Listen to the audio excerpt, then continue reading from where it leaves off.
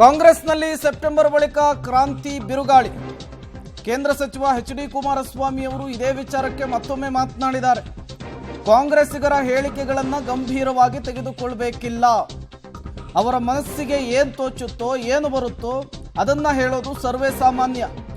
2 ವರ್ಷಗಳಿಂದ ಬರೀ ಇದನ್ನೇ ಮಾಡ್ತಿದ್ದಾರೆ, ಇದನ್ನೇ ಹೇಳ್ಕೊಂಡು ಬರ್ತಿದ್ದಾರೆ ಅಂತ ಹೇಳಿ ಕೇಂದ್ರ ಸಚಿವ ಎಚ್.ಡಿ. ಕುಮಾರಸ್ವಾಮಿ ಅವರು ಮಾತನಾಡಿದ್ದಾರೆ. ಕಾಂಗ್ರೆಸ್ನಲ್ಲಾಗ್ತಾ ಇರುವಂತಹ ಬೆಳವಣಿಗೆಗಳ ವಿಚಾರಕ್ಕೆ.